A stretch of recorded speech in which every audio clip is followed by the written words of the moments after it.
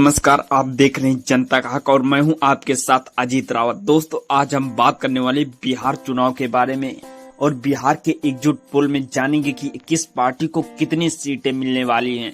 क्योंकि आपको बता दूं दोस्तों कि बिहार विधानसभा का चुनाव 2025 का माहौल अब पूरी तरीके से अपने चरम सीमा पर आ गया है।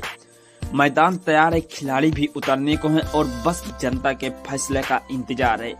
इस बार का चुनाव सिर्फ सत्ता की लड़ाई नहीं बल्कि जनता के भरोसे और उम्मीदों का परीक्षा भी है।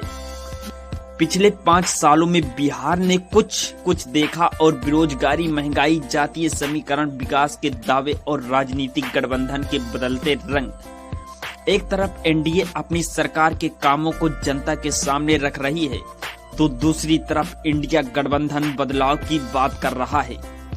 जनता के मन में बड़ा सवाल यही है, क्या नीतीश कुमार और भारतीय जनता पार्टी की जोड़ी के एक बार फिर सत्ता में वापसी करेगी या तेजस्वी यादव की अगुवाई में विपक्ष कुछ एक नया कर दिखाएगा।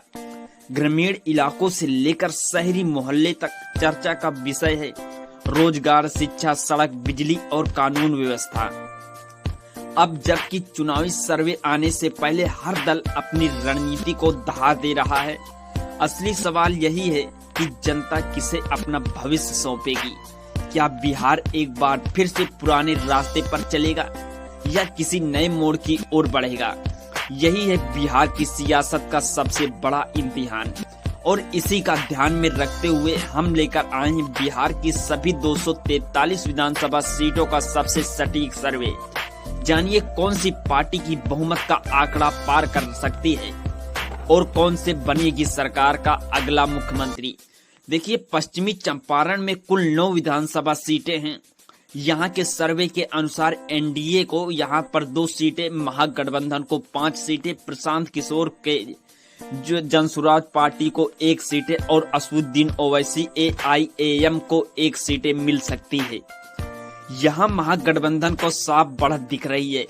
पूर्वी चंपारण की 12 सीटों में एनडीए के 4 और महागठबंधन को 8 सीटें मिलती का अनुमान लगाया जा रहा है। यहाँ भी महागठबंधन एनडीए से 2 गुनी सीटें आगे दिख रहा है। शिवहर के एकमात्र सीट महागठबंधन के खाते में जाती नजर आ रही है। इस प्रकार पहले 3 जिलों की 22 सीटों में एनडीए 6, महागठबंधन 14, जेएसपी 1 और ओवैसी की पार्टी सीटों पर आगे है। मधुबनी की बात करें तो मधुबनी के 10 सीटों से एनडीए को 3, महागठबंधन को 6 और जनसुराज पार्टी को 1 सीट मिलने का अनुमान जताया जा रहा है।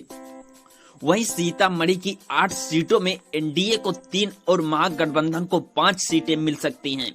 और सुपौल की बात करूं तो सुपौल की 5 सीटों में से एनडीए को 1 और महागठबंधन को 4 सीटें पर बढ़त मिलती दिख रही है। और अररिया की बात करें तो अररिया के 6 सीटों में एनडीए के 2 और महागठबंधन के 4 सीटों पर आगे है।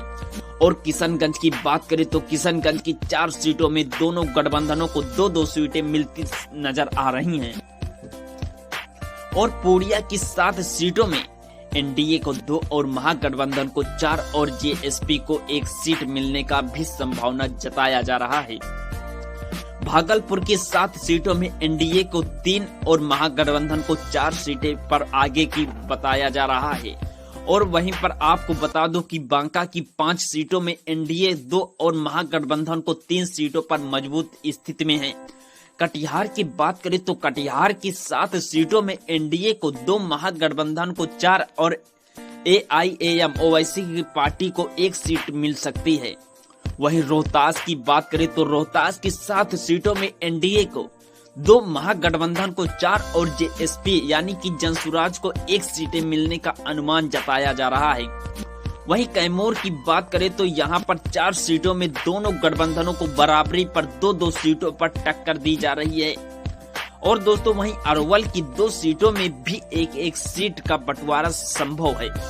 और दोस्तों अब 10 सीटों में से एनडीए को 3 और महागठबंधन को 5 और जनसुराज पार्टी को 1 और असदुद्दीन ओवैसी की 1 सीट पर आगे है।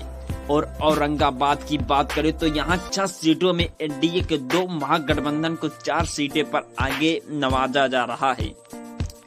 और 5 सीटों में एनडीए 2 और महागठबंधन 3 सीटों पर मजबूत दिख रहा है। और वहीं जमुई की बात करें तो जमुई की 4 सीटों में दोनों गठबंधन 2-2 सीटों पर बराबर दिख रही हैं। जहानाबाद की 3 सीटों में एनडीए को 1 और महागठबंधन को 2 सीटें मिलने का संभावना जताया जा रहा है। इस प्रकार दूसरे चरण की 122 सीटों में एनडीए को 41 सीटें